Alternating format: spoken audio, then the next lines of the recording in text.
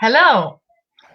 Hi. Hello, everyone. Hi, Maria Laura. Thank you for joining us today at WoW Live. And thank you, everyone who's joined us here on Facebook. It's wonderful to have Maria Laura, who today is going to give us her insight of psychologist and developmentalist onto what it means to have a newborn in these times of social distancing. And while we all connect and get ready to listen to this really important and interesting topic that you've asked as well in the past to talk about, I'm going to briefly talk about what WoW Life is all about. So it comes out of a group of different professionals that meet at the University of Essex and that try to wow parents with all the science from the womb to the world. That's where wow comes from. And we basically each professional tries to bring their part of knowledge and of insight to the parents who we believe is the real expert of children, of their own child. And so they can use whatever we have to offer and to make their decision and try to make the most of their parenting time with their children. And so Maria Laura is one of the founding and members and hosting directors, or I don't know if we have directors, but basically like the boss, basically.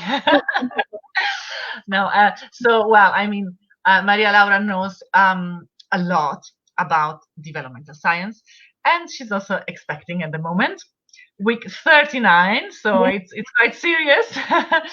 And and today she's going to bring us her perspective on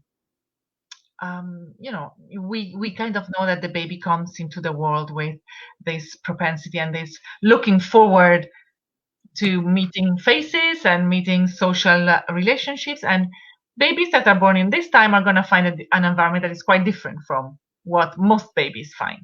So yeah, we're looking forward to hearing what you have to tell us about this, Maria Laura.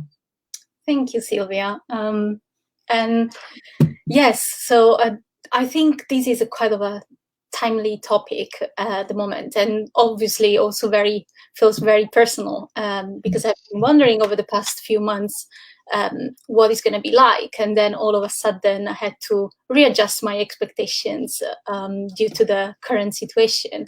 And I think having a baby in your life is challenging at the best of times, and perhaps even more so if you are a first-time parent, as I am.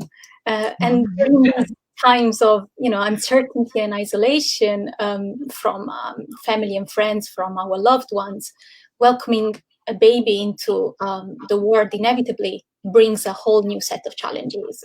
One of the key questions that I think, I've been asking myself, and I'm assuming that is probably one of the key questions that many parents or parents to be are asking, is what will be the consequences of the lockdown and isolation on the development of babies that are coming, as you said, home to a very different environment to the one that we have originally imagined or planned.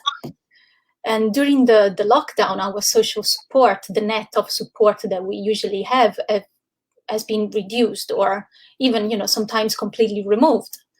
And we had to adjust our ways of engaging in a social manner with our family and friends. So relying on internet and virtual meetups and online resources also to access local parents and baby groups.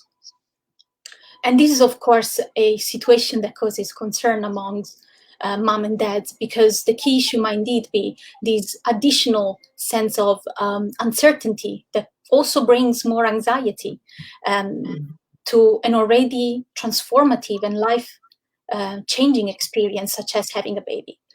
For example, we might worry and be anxious about the virus itself, or the impact of the social isolation resulting in the reduced support that we can have from the wider family and friends. When we thought that we would have our parents around helping, or even just like cooking or getting us that extra hour of sleep. We might not have, we might not be able to rely on those support, or even like potential financial difficulties that we're faced with now. So all these additional anxieties might impact our mental health and take away resources from the baby. So I feel that could be a big worry for new moms and dads that have to take additional resources away from the baby to focus on all these new challenges. Yes. And we know that it's typical to have some levels of stress and anxiety about parenting. We know that approximately, it's not just about the change, it's also about hormones that, bring all these set of new anxieties. But in the UK, 1 in 5 women and approximately 1 in 10 men are struggling with mental health issues that need additional support and specific support. So obviously, if you feel that you require support, it's really important to reach out and don't struggle in silence. Healthcare providers are there to help even under these circumstances, and it's really important that we don't lose that connection.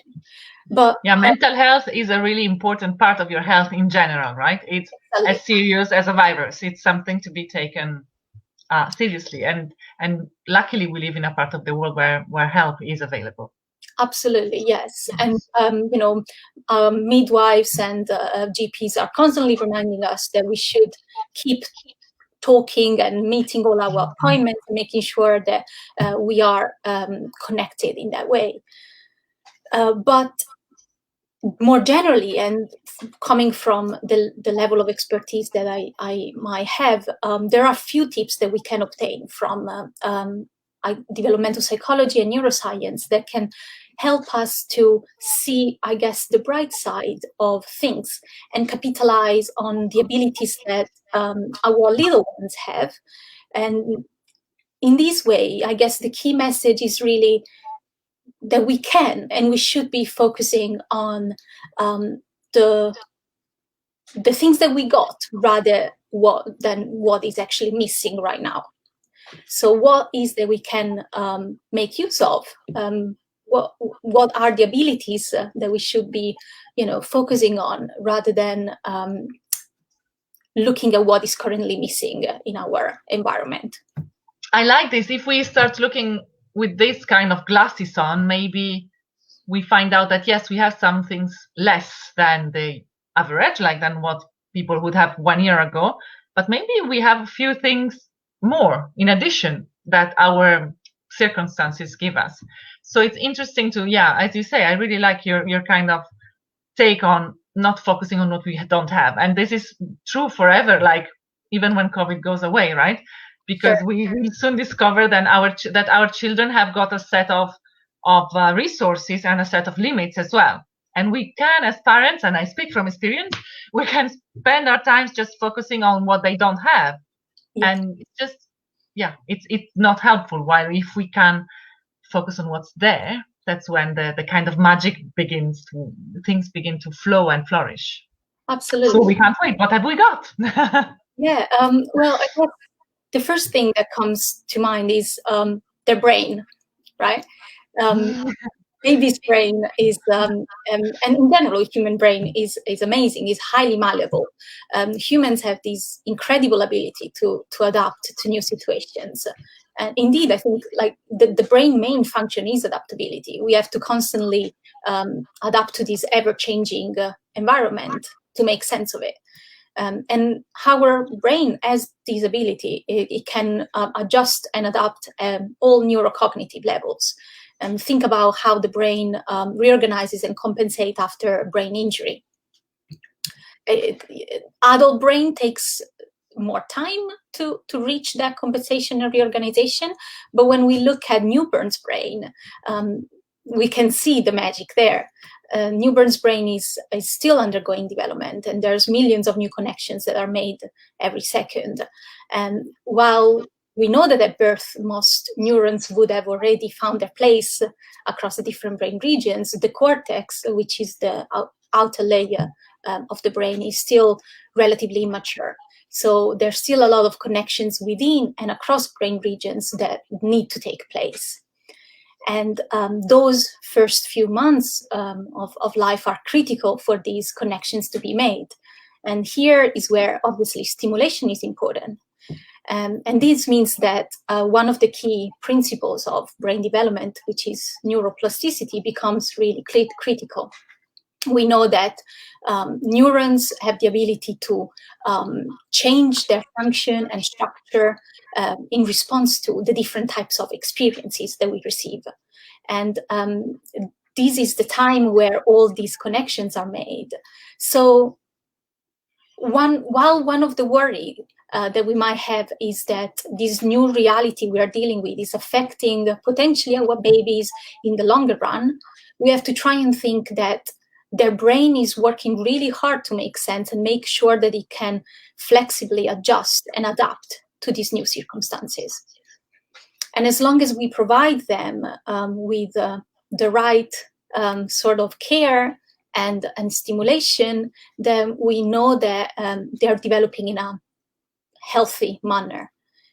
And I guess this brings me to the second point, which is that newborns don't really need anything else other than you. So as long as we provide them with this care and support and stimulation during the first months of life, we know that they are going to be fine. This is quite a revolutionary statement that you make, because if we look in our society, we tend to, like, get ready for birth, get ready to be a mom, buy this, buy that, do this, do that, do this course, prepare. And actually you said no. And, like, it's not coming from like a lazy mom, it's coming from a neuroscientist, and she's telling us the whole thing a newborn needs is the interaction with their parents, basically, or whoever takes care of them, carer. Yeah. Well, don't get me wrong. I've done all the online classes I could over the past few weeks, and just get ready. So I think I've seen you at one. even if I do know that there's a lot you can always learn, obviously, from a practical point of view as well, like, how to change a nappy or how to put them down to sleep. By the way, Karina's chat a couple of weeks ago or more was very important on that sense. But I do think that from a developmental point of view, from a psychology point of view, we have to remember that humans is a species that require a lot of physical proximity due to the biological immaturity that we are born with.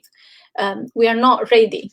And this lack of abilities, if you like, this lack of motor development and biological immaturity means that we need our caregiver 24/7 to survive. We wouldn't be able to survive otherwise.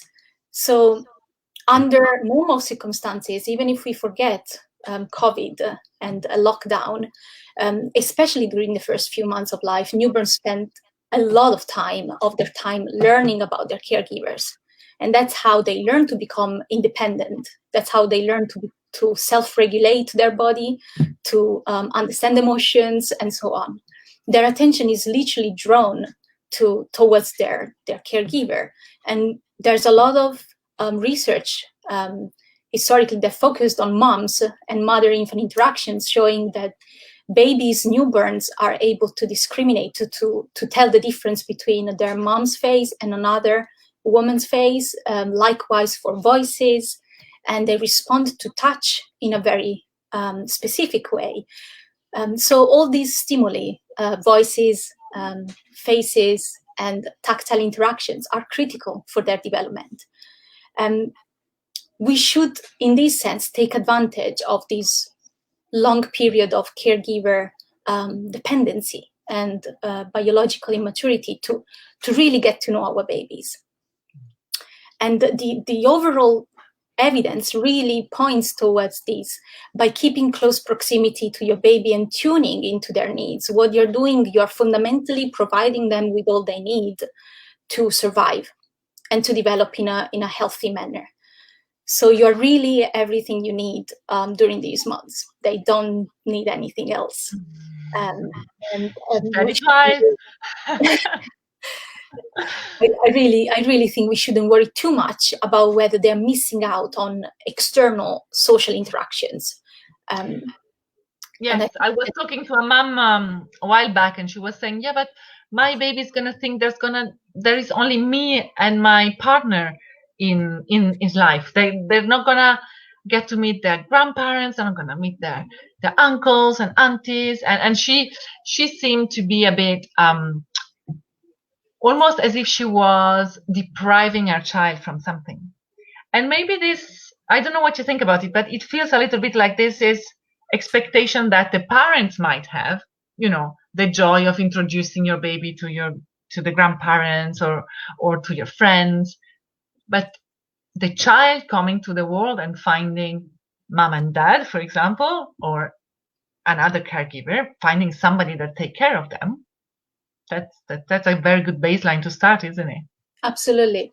I absolutely think that it's a concern that we have that doesn't include the baby. It's about how we might feel about missing out on this, and that's the anxieties that I was mentioning earlier. The fact that we are missing our net of support, and we are missing the possibility of introducing our baby to our family. And don't get me wrong, it breaks my heart every day when I think about the fact that my family is not able to, it's not going to be able to meet my baby for who knows how long. But that is, an additional reason to try and focus on what you actually have. And I know it might sound like a consolation, but it's all about you and your baby during the first month of life. And we speak about these 1,000 days of, getting to know your baby, that they start even before the baby's born, bringing that attachment from pregnancy to the first months of life, and making sure that we are really bonding and learning about this new human being and getting to know all the different, preferences and little personalities that develop every day and change every day. So it is extremely sad and it is extremely challenging, but we can try and focus on what is how the relationship with the baby is starting. And I have strong Skype sessions and FaceTimes with our family. Yes. Yeah. We're lucky that we have those nowadays, right? Yes. Yeah.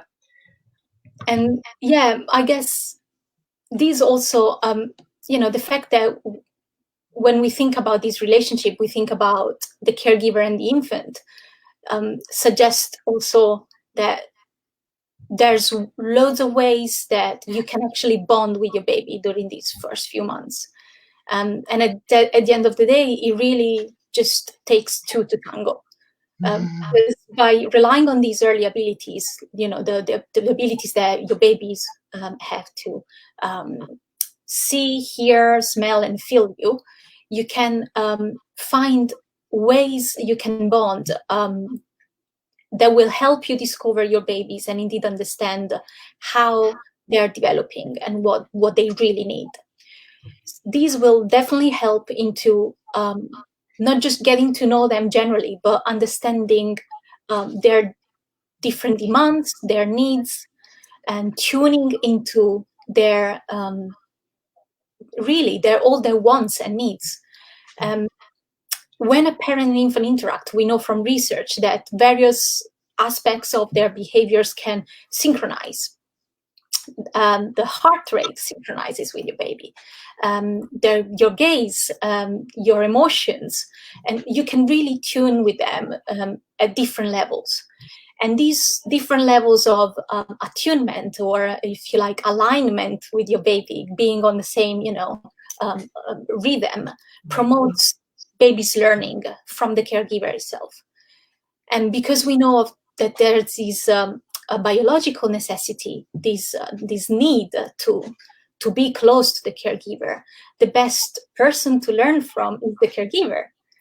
So maybe you won't be looking at external sources of information as long as you are the one providing all the information that they need to learn. So in a sense, maybe this synchronization is, in a way, if we look at the bright side of things, kind of almost facilitated by the fact that the child is got kind of a sort of simplified environment about him as compared to the average child being born out of COVID times. So in a way, being there with you, the baby will just have this proximity with you, will be kind of almost granted all the time because you're stuck at home, just the two of you. So in a way, and for better and for worse, but let's focus on the better, this fact that we are in close contact with our child and that it's just us might actually help the child pick up on our cues and kind of connect with us. Does that make sense? Yeah, it does make sense. And I think it's a really interesting point. I'm not sure I know the answer to that, but it would be, I guess, really interesting to see the differences. We know that an enriched environment is as beneficial as an environment that provides all the necessary stimulation. And what we know is that deprivation is really the problem. So as long as we are providing them with our attention and our resources, I would say that the chances are babies are going to pick up on this information and develop or their abilities to learn about the environment.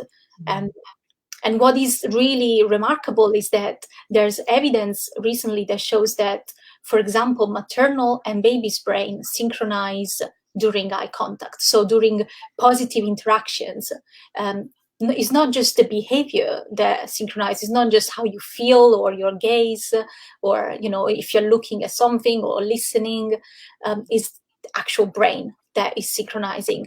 And this shows that these positive interactions, so this attention towards the baby and between mom and baby, shows that their brain works together as a unit, as a single network system. Yes. Yeah, that's wonderful. So eye contact, physical contact, you were saying before. Maybe voice as well, like this is the kind of stimulation we're talking about. It's nothing like super complex, right? It's actually what you would normally do. It's what how you would naturally interact with a baby. You would look at them, you would smile at them, you would talk in high-pitched voice, and you would touch them. Obviously, touch I think is critically important because it's somehow a precursor of communication, of language. That's how we interact and communicate with our babies before they're able to verbally express themselves. And tactile interaction, proximity is extremely important. We have to remember as well that babies, newborns move from a very protective, dark place inside the womb to an open, cold, and overly crowded space where everything is very different. So keeping them close to you is what we are usually recommended to do anyway, the classic skin-to-skin contact. And so the more we do that, and the closer we are getting to our baby, the more we are tuning into their needs, the more there's this, synchronization between us and them. Yes. So I see there is a question coming in from Julia. She says, thank you for sharing your knowledge and point of view. Many parents are worried if their baby's development could be affected by the fact of seeing people wearing a mask most of the time, since we know that babies recognize and prefer faces since birth. I think that's a really good question. And I think it's really difficult to know or predict how things can change in that regard. But one thing we shouldn't forget is that babies get a lot of information about faces from the eyes as well. We can communicate a lot of emotions from our eyes. And obviously, it's completely different, so they're not getting the full picture. But we have to remember that we can still talk through our eyes. I'm one of the things, I guess this is from Italy, where face masks are pretty much compulsory at the moment. Yeah. So obviously, it will vary with regulations and guidelines. But during the regular interactions that you have at home, obviously, if you don't have to wear a mask, I would try and make sure that you have regular interactions where you can see the whole face. And it will be probably a matter of research to see how things can actually affect whether babies can gather the same amount of information from a face that is partially covered or not. And it will be definitely something that will need to be looked into if there's any long-term difference or not. And then maybe we can remember that if we have to wear masks because maybe the mother is positive to COVID, or, there can be situation in which you have to wear a mask. Again, I think what you said at the beginning, Maria Laura, focus on what you have, not on what you don't have. You still have a body, you still have the eye contact, you still have your voice. There is a lot of whatever we don't have. Yes, it's true, and we're going to need time and research to know exactly what the effects are. But then let's focus on what we do have. And when we know that the most important thing is to nurture this relationship between the caregiver and the child, then let's just have that as our guiding, kind of guiding lights, and then find the ways. Okay, what have I got to nurture my relationship now?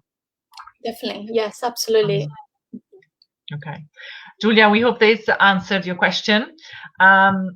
We had collected a few other questions as well before. And one was, what is the current health advice for parents on COVID-19? I guess this refers to the UK now. Okay. So you must have been exposed to that from your personal experience as well. And guidelines, as we know, they change often. But I guess in the UK, the NHS offers some advice to parents, and this includes information from the World Health Organization.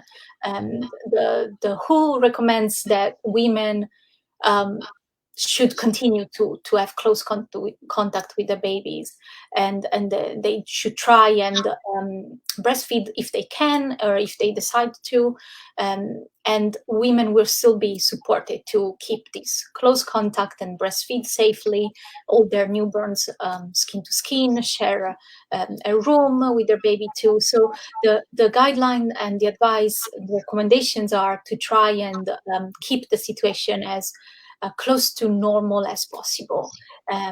And the World Health Organization has also put together some useful tips for healthy parenting during this time, which also taps into mental health and keeping this positive attitude. I'll be happy to share the link on the. That would be fantastic. Yes, please. Because I think it's really important. I said it already, but I'm going to repeat it. Mental health is part of our health for ourselves and for our children, and taking care of that as well, of course, all the other challenges that we have now in terms of health. It's as important. So even just monitoring maybe a little bit our anxieties and noticing when it gets out of control, it gets a bit too much. And I mean, it's only fair if it gets a little bit too much at some point. And at that time, though, it's really important to talk to people, to look out for help, first of all, in our family, the people we are isolating with, and then but then there are also services. So yes, if you can share that link, that would be fantastic. We're going to put it on the comments of the Facebook Live as soon as this finishes. Brilliant. Yes, we'll do.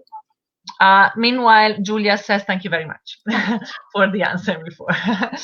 And then we've got one last question. If you have other questions, please type them in now. We're almost kind of going towards the end of our WoW Live today. So if we have any other questions, please shoot them out now. The one that I have here is what kind of support services are available for parents. So I guess in a way we've touched on that as well, but I don't know if you're aware of other things that. Yeah. There is a lot of support available for parents, to parents that are going through a difficult time, and regardless of the current situation. And obviously what's been going on is that a lot of the charities and organizations have been trying to put together additional support that can help new parents during this specific time.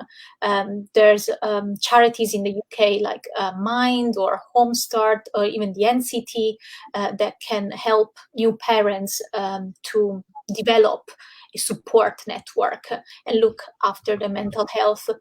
Within the area here at Essex, we have Suffolk Babies that is being incredibly helpful in providing online resources that are free, groups and classes for pregnancy and the first months of life, so the 4th trimester. And they also foster the possibility of building online communities where you can actually have these parents interactions and just get to know other people. So what you would usually have during this time, meeting new moms, new dads, is obviously very different at the moment.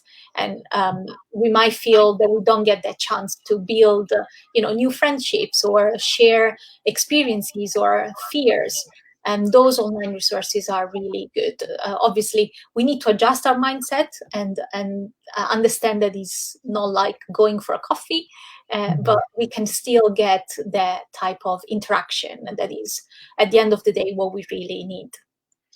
Absolutely. And I mean, you can, Baby Brains also has a quite active community, so you can follow our lives, you can ask your questions here, and sometimes there are good relationship between the parents that follow us that can be born even online.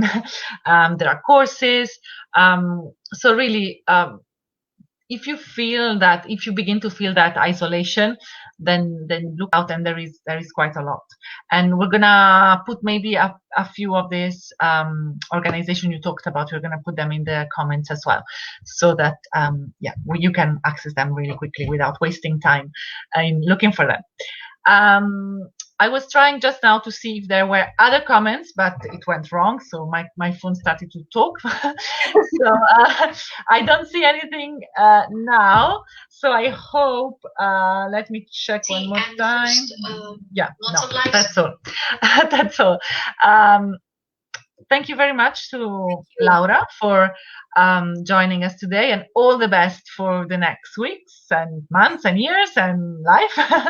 Keep us posted on how it goes. We're looking forward to seeing you with a little newborn, and we really wish you that you have a lot of fun doing all these things you've talked about, all the cuddling and staring in each other's eyes and caring, and we really hope it's a good and enjoyable experience for you, for your husband, and for everyone. And then we hope that you will be able to share that soon with your family as well.